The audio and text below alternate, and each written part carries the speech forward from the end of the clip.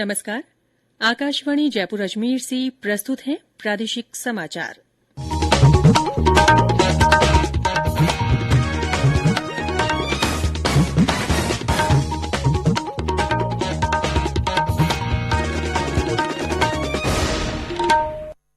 मुख्य समाचार।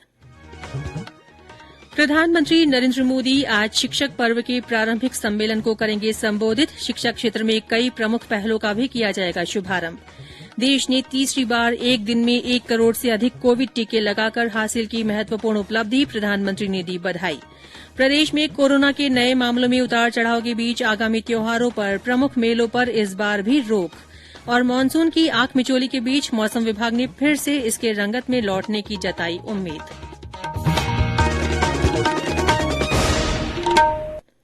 समाचारों के साथ मैं रितिका गुप्ता। देश भर में 18 वर्ष से अधिक आयु वर्ग के लिए सरकारी केंद्रों पर निःशुल्क कोविड टीकाकरण अभियान जारी है। युवाओं से आग्रह है कि टीका जरूर लगवाएं और अन्य लोगों को भी इसके लिए प्रोत्साहित करें। जब तक आवश्यक न हो घर से बाहर न निकलें और सुरक्षा के 3 सरल उपायों का पालन करें। मास्क लगाएं, 2 गज की सुरक्षित दूरी बनाए रखें, हाथ और चेहरा साफ रखें। और अब समाचार विस्तार से। प्रधानमंत्री नरेंद्र मोदी आज शिक्षक पर्व के प्रारंभिक सम्मेलन को वीडियो कॉन्फ्रेंसिंग के माध्यम से संबोधित करेंगे। इस वर्ष के शिक्षक पर्व का विषय है गुणवत्ता और दीर्घकालिक विद्यालय, भारतीय विद्यालयों में अध्ययन। वे इस अवसर पर शिक्षा क्षेत्र में कई प्रमुख पहलों का भी शुभारंभ करेंगे। प्रधानमंत्री बधिरों के लिए भारतीय संकेत भाषा शब्दकोश, दृष्टिबाधित लोगों के लिए श्रव्य पुस्तकों और सीबीएसई के स्कूल क्वालिटी एश्योरेंस तथा असेसमेंट फ्रेमवर्क की भी शुरूआत करेंगे। इस समारोह से न केवल सभी स्तरों पर शिक्षा की निरंतरता सुनिश्चित करने के लिए नवाचार, बल्कि देश भर के स्कूलों में समग्र कार्यप्रणाली और निरंतरता को भी बढ़ावा मिलेगा।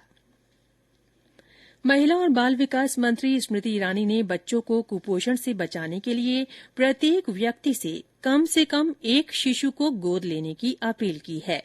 मुंबई में पोषण अभियान कार्यक्रम में उन्होंने कहा कि विश्व में ये संदेश जाना चाहिए कि भारत में कोई भी बच्चा कुपोषण से पीड़ित नहीं होगा। उन्होंने कहा कि प्रधानमंत्री के नेतृत्व में पोषण अभियान ने क्रांति का रूप ले लिया है। जो बच्चा कुपोषित है वो बड़ा होकर अगर अपनी आमदनी देखे तो सुपोषित बच्चे के कंपैरिजन में उसकी आमदनी 20% कम होगी। इसका मतलब कुपोषण जीवन भर की चुनौती बन सकता है। अगर हम ये वर्ष अमृत महोत्सव बना रहे हैं, आजादी के 75 साल हम मना रहे हैं, तो ये संकल्प लें कि जब हिंदुस्तान में 100 साल हम आजादी का उत्सव मनाएंगे तब हिंदुस्तान कुपोषित नहीं होगा, हर बच्चा सुपोषित होगा। हम इस संकल्प की पूर्ति के लिए अपनी ओर से योगदान देंगे तो निश्चित रूप में प्रधानमंत्री जी का ये संकल्प, देश का ये स्वप्न साकार करने में हम सब सहभागी हो पाएंगे। देश ने कल एक बार फिर 1 करोड़ से अधिक कोविड टीके लगाकर महत्वपूर्ण उपलब्धि हासिल की है। स्वास्थ्य मंत्रालय ने कहा कि पिछले 11 दिनों में 3 बार ये उपलब्धि हासिल की गई है। देश में अब तक 69 करोड़ 68 लाख से अधिक टीके लगाए जा चुके हैं। मंत्रालय ने बताया कि 53 करोड़ से अधिक को पहला टीका, जबकि 16 करोड़ से अधिक को दूसरा डोज लगाया जा चुका है। प्रधानमंत्री नरेंद्र मोदी ने कल फिर से 1 करोड़ टीके लगाए जाने पर प्रसन्नता व्यक्त की। प्रदेश में कोरोना के मामलों में उतार चढ़ाव का सिलसिला बना हुआ है। कल 3 जिलों में 8 नए मामले सामने आए। 30 जिलों में कोई नया संक्रमित नहीं मिला। कल बाड़मेर जिले में 4 और श्रीगंगानगर तथा जयपुर में 2 रोगी मिले। सक्रिय मामलों की संख्या 86 है। 17 जिलों में फिलहाल एक भी सक्रिय मरीज नहीं है। राहत यह है कि इस महीने में भी अब तक किसी रोगी की मृत्यु नहीं हुई है। कोविड-19 से अब तक 9,45,097 लोग स्वस्थ हो चुके हैं। कल 4 और लोग ठीक हुए। कोविड संबंधी राष्ट्रीय हेल्पलाइन नंबर हमारी वेबसाइट newsonair.gov.in पर उपलब्ध है। ये समाचार आकाशवाणी जयपुर अजमेर से प्रसारित किए जा रहे हैं। समाचार अभी और भी हैं, उससे पहले कोरोना जागरूकता संदेश। बात ये समझो बहना भाई, करो ना तुम अब लापरवाही, यही बात सबको समझाएं, चलो चलो वैक्सीन लगवाएं।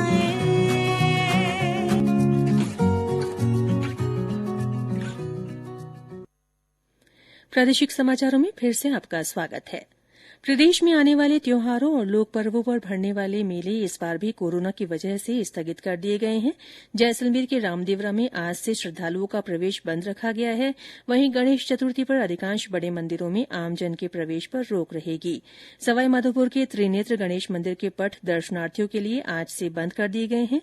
जिला कलेक्टर ने आसपास के जिला प्रशासनों को पदयात्रियों पर रोक लगाने के लिए पत्र लिखा है। जयपुर के मोती डूंगरी स्थित गणेश मंदिर में भी गणेश चतुर्थी का सालाना उत्सव इस बार भी रद्द कर दिया गया है। प्रदेश के 6 जिलों में आज उप जिला प्रमुख और 78 पंचायत समितियों में उप प्रधान चुने जाएंगे।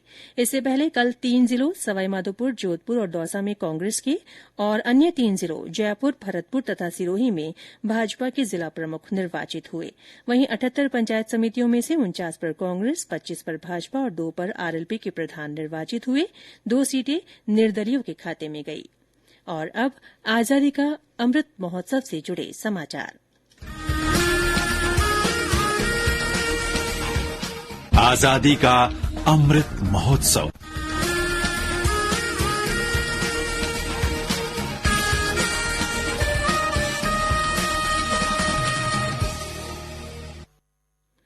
अमृत महोत्सव के तहत राज्य में निर्यात को प्रोत्साहन देने के लिए 20 से 26 सितंबर तक वाणिज्य सप्ताह का आयोजन किया जाएगा।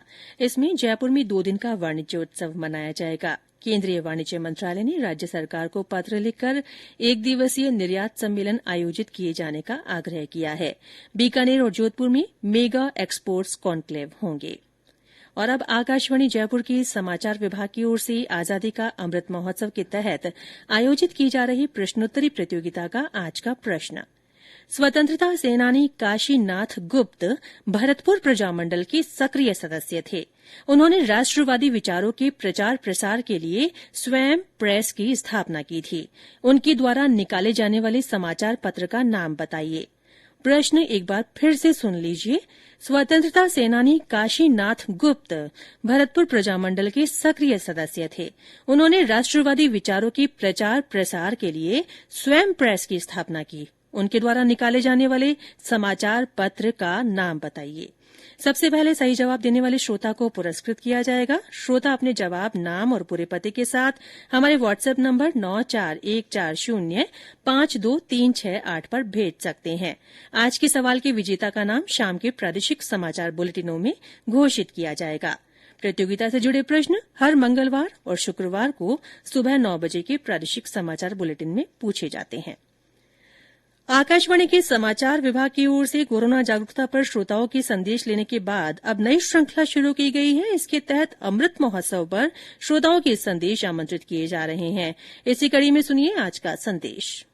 नमस्कार, मेरा नाम हरिओम। मैं एक नेत्रहीन छात्र हूँ और अलवर जिले के जामडोली गांव से बोल रहा हूँ। जैसा कि आप सब जानते हैं, इस वर्ष हमारा देश आजादी का अमृत महोत्सव मना रहा है। इस महोत्सव में देश के लिए अपने प्राणों को न्यौछावर करने वाले वीर बलिदानियों और देशभक्तों को याद किया जा रहा है। हमें भी उन महापुरुषों की जीवन मूल्यों और आदर्शों पर चलकर देश को विकास के पथ पर आगे बढ़ाना है और भारत को दुनिया में विश्वगुरु बनाना है। जय हिंद।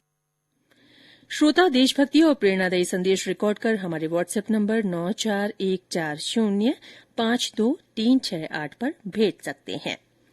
प्रदेश में मानसून की आंख मिचौली के बीच मौसम विभाग ने एक बार फिर इसके रंगत में लौटने की उम्मीद जताई है। मौसम विभाग के निदेशक डॉ राधेश्याम शर्मा ने बताया कि अगले एक सप्ताह पूर्वी और पश्चिमी जिलों में बारिश की अच्छी स्थितियां बनी हुई हैं। कुछ स्थानों पर भारी वर्षा भी हो सकती है। राज्य के उत्तरी और पश्चिमी जिलों में हालांकि सूखे की स्थिति बनने लगी है।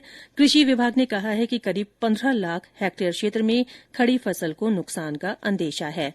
और अंत में मुख्य समाचार एक बार फिर। प्रधानमंत्री नरेंद्र मोदी आज शिक्षक पर्व के प्रारंभिक सम्मेलन को संबोधित करेंगे। शिक्षा क्षेत्र में कई प्रमुख पहलों का भी शुभारंभ किया जाएगा। देश ने तीसरी बार एक दिन में 1 करोड़ से अधिक कोविड टीके लगाकर महत्वपूर्ण उपलब्धि हासिल की है। प्रधानमंत्री ने बधाई दी है। प्रदेश में कोरोना के नए मामलों में उतार चढ़ाव के बीच आगामी त्योहारों पर प्रमुख मेलों पर इस बार भी रोक रहेगी। और मानसून की आंख मिचौली के बीच मौसम विभाग ने फिर से इसके रंगत में लौटने की उम्मीद जताई है। इसी के साथ प्रादेशिक समाचार बुलेटिन समाप्त हुआ। हमारा अगला बुलेटिन हिन्दी में दोपहर 12:30 बजे प्रसारित होगा। नमस्कार।